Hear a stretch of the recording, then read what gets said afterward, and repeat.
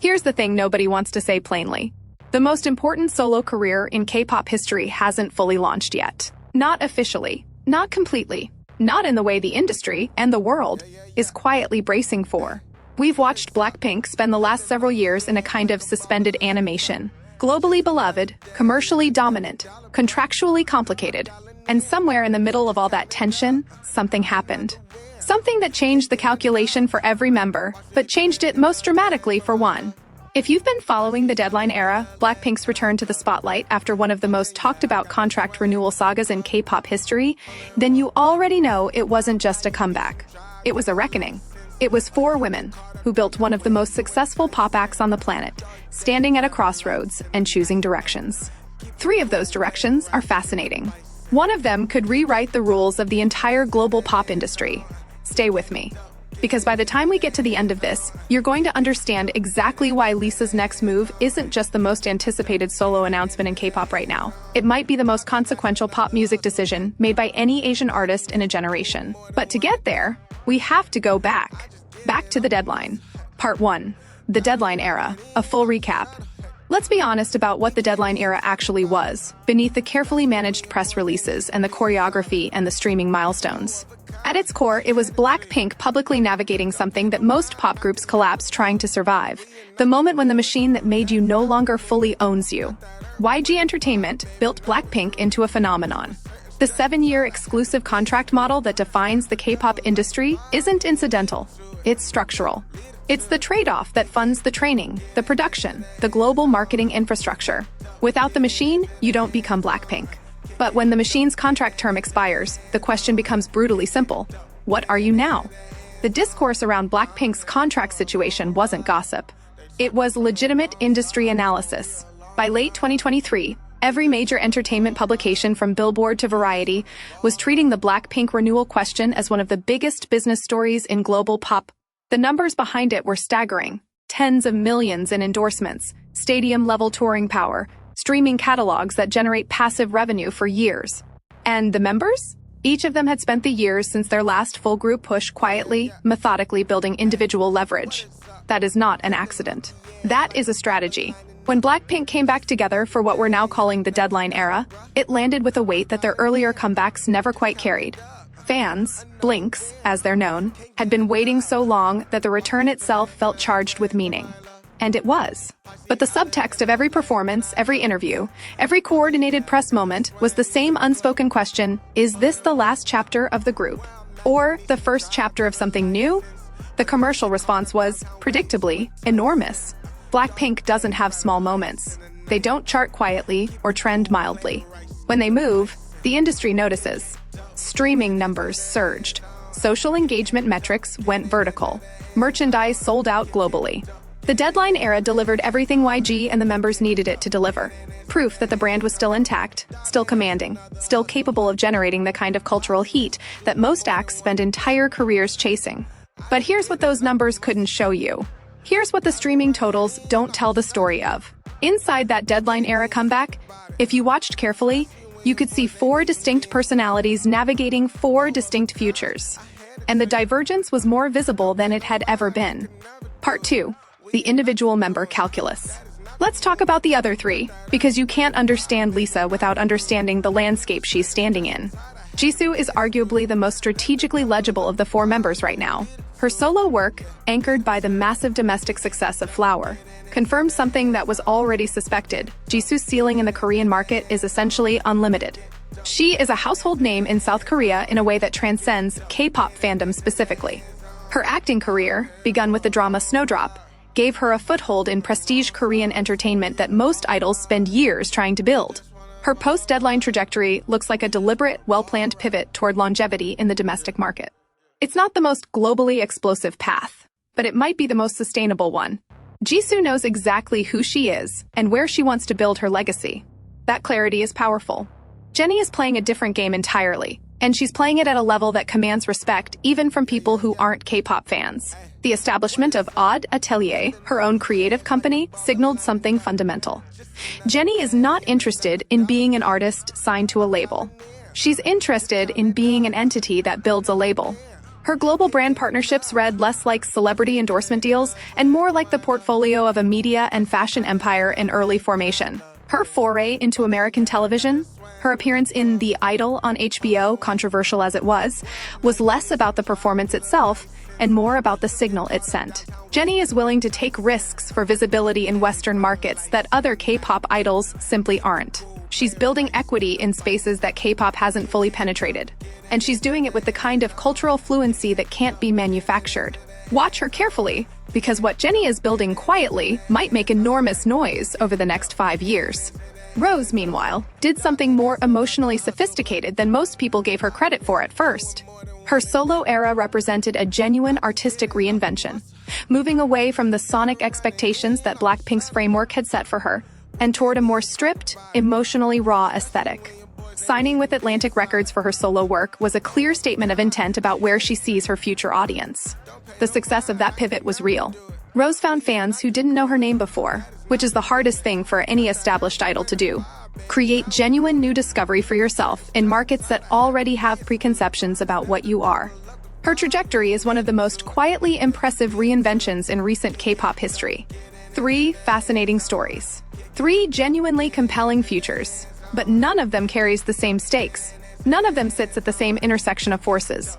None of them represents the same kind of structural test for the industry. Because none of them is Lisa. Part 3. Lisa, the wild card of the decade. Let's start with something that sounds simple, but is actually profound. Lisa is not primarily a K-pop star. She never quite was. I know that sounds strange. She debuted in a K-pop group. She trained at a K-pop company. She learned Korean and performed in Korean, and navigated all of the intense, demanding conventions of Korean idol culture for years. But Lisa, born Lalisa Manobal in Thailand, was always something more specific and more complicated than the K-pop framework fully allowed her to be. She became one of the most followed people on Instagram on the planet. Not most followed K-pop idols, most followed people. The distinction matters enormously, because her following wasn't built by K-pop fans alone.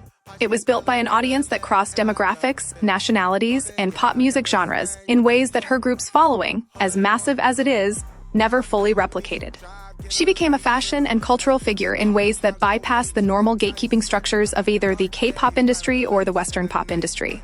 She became globally famous through a combination of talent, timing, and something that's very hard to teach, a visual and personal magnetism that cameras seem to amplify rather than flatten. Her solo debut with Lalisa in 2021 was one of the most anticipated K-pop solo launches in years, and what it revealed was both thrilling and slightly double-edged. Lalisa. The album showed enormous commercial potential. It showed global brand power. It showed Lisa commanding attention in hip-hop-influenced sonic spaces with real authority. But the single Money, which wasn't even the lead single, was the one that transcended the K-pop bubble entirely. It went viral across markets and demographics that had never engaged with K-pop before. It landed on playlists and soundtracks and social media videos in ways that spoke to a genuinely universal appeal. And here's the part that should make you lean forward. That wasn't the machine working. That was Lisa working. The virality of Money wasn't bought. It wasn't manufactured by a label's marketing department. It happened because something in that song connected with something real in an enormous global audience. That's an incredibly rare thing. And it tells you something important about what Lisa's ceiling actually is, which is considerably higher than what her solo debut could fully demonstrate while she was still operating within the structural constraints of the group framework. LLOUD, her own management and entertainment company, was the next significant signal. When the structure of her relationship with YG shifted and Lisa began building her own creative infrastructure, it said something that was much more significant than the press coverage at the time acknowledged. It said, she is not waiting to be launched. She is building the launch pad. Think about what that means for a moment. Most K-pop idols, even the most successful ones, move from one management structure to another. They leave one label and sign with a different label. The label is always the primary power in the relationship. Building your own company, building your own creative and commercial infrastructure, is a fundamentally different orientation. It's the difference between being an artist and being a business. And the most durable careers in global pop music are built by people who figured out how to be both. But here's the tension that makes Lisa's situation so fascinating, and the tension that the Deadline era clarified rather than resolved. She sits at the intersection of 3 different markets, 3 different sets of expectations, and 3 different versions of what success is supposed to look like. And those markets don't always agree. In Southeast Asia, particularly in Thailand, where she is not a celebrity but a national institution, the expectation is that Lisa will represent Thai culture and Thai excellence on the global stage. She is carrying something beyond personal career ambitions. She carries the aspirations of an entire regional entertainment industry that has spent decades trying to break through the Western market's cultural gatekeeping. Her success is not just her success there. It is theirs. In the K-pop world, the expectation is, even post-group, even post-contract, that she will remain legible as a K-pop figure.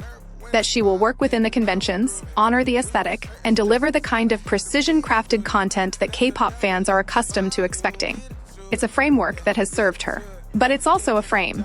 And in Western pop, in the American and European markets that represent the commercial holy grail for global pop acts, the expectation is that she will arrive and compete on entirely different terms. Terms that have historically been set by a very small number of cultural gatekeepers who have not always been generous toward Asian artists, and who have often demanded that Asian crossover acts flatten themselves, exoticize themselves, or otherwise compromise their identity to gain access. Lisa has never done any of that.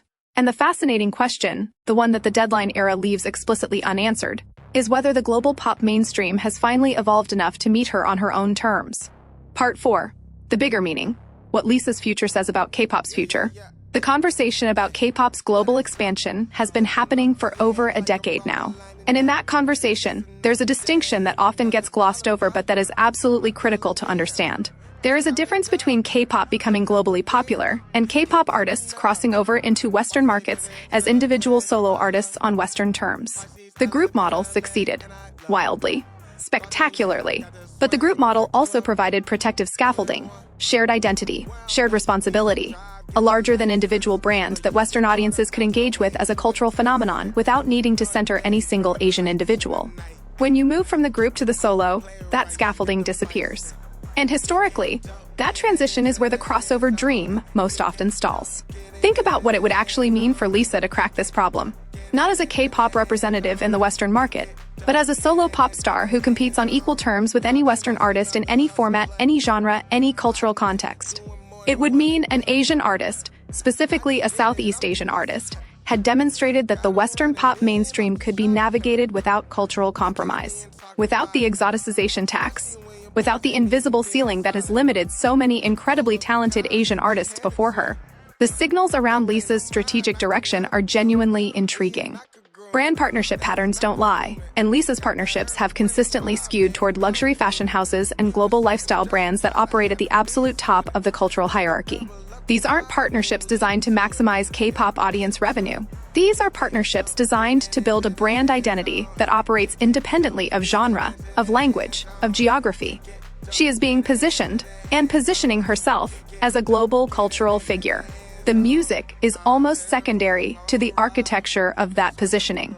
The rumored collaborations that circulate in industry spaces, and they do circulate, consistently point toward Western artists and producers who operate in spaces that would give Lisa genuine crossover credibility without forcing her to become someone she isn't. That matters. That's different from what earlier generations of global pop acts faced, when crossing over almost always required you to abandon the specific cultural identity that made you interesting in the first place. And the timing matters too.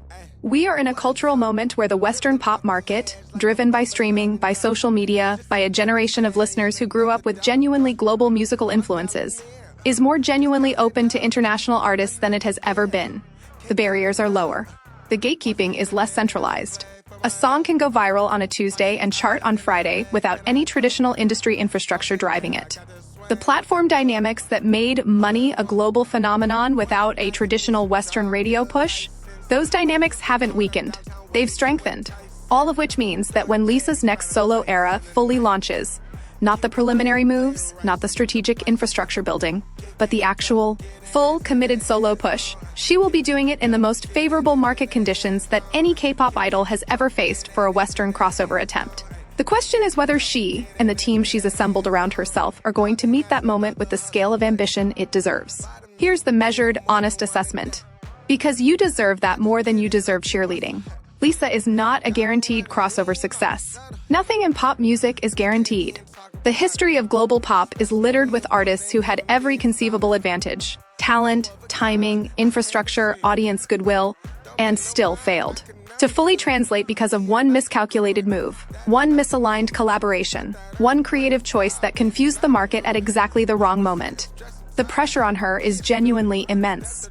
The expectations from multiple directions, from Thai fans, from Blinks, from the K-pop industry, from Western tastemakers, are not always compatible. The freedom she has built through LLOUD and through her own career decisions is real, but freedom is only valuable if the choices made within it are correct. And in pop music, correct choices are never obvious in advance. What the Deadline era gave us was not answers. It gave us clarity. It showed us 4 members who had moved through years of collective success and arrived, individually, with clear-eyed understanding of what they each wanted next. For Jisoo, a Korean legacy. For Jennie, a global business empire. For Rose, an emotional reinvention. And for Lalisa, something harder to categorize because what she's reaching for doesn't have a clear precedent. She is not trying to become the Asian Beyoncé, or the Thai Rihanna, or the K-pop version of anyone who came before her. She is trying to become Lalisa, a specific, singular, fully realized version of an artist who built herself at the intersection of multiple cultures and owes complete allegiance to none of them, except the truth of who she actually is. That is the hardest thing to do in pop music, and it might also be the most important. Because if she succeeds, if what comes next demonstrates that a Southeast Asian woman who trained in the K-pop system can fully and permanently cross into global pop on her own terms, without compromise, without exoticization, without the industry forcing her into a smaller version of herself, then she won't just have built a career. She will have built a door that every Asian artist who comes after her will walk through more easily because she was the first to open it. That's not hyperbole. That's what the Deadline era has set up. That's the stakes that make this more than just a music industry story. That's why someone who doesn't own a single K-pop album should be paying attention to what Lalisa does next. The Deadline era is over. The contract questions are settled. The group has proven it still commands the world's attention when it chooses to. And now, 4 women who built one of the most remarkable acts in pop history are each moving, with increasing speed, toward their individual futures. 3 of those futures are defined enough that we can sketch their outlines with reasonable confidence. The 4th is the one that keeps industry insiders quietly fascinated. Not because it's unclear, but because its potential is so large that no one wants to be the one to name it too early. Lisa's next chapter is coming. The infrastructure is being built. The signals are pointing in consistent directions. And when it arrives, when the full solo era launches with the weight and intention that everything she's been doing seems designed to support, the conversation won't be about K-pop anymore. It'll be about what comes after it. Here's the question I want to leave you with, the one worth sitting with until the announcement actually comes. What would Lalisa have to do, specifically, to make you believe she'd fully crossed over? Not a good chart position, not a viral moment. What would the defining proof look like for you? Drop that in the comments. I'm genuinely curious whether the Blink community and the casual Blackpink fan see the same finish line, because I suspect they don't. And that gap, that difference in what success is supposed to look like for Lalisa, might be the most interesting story yet to be told. We'll be watching it together.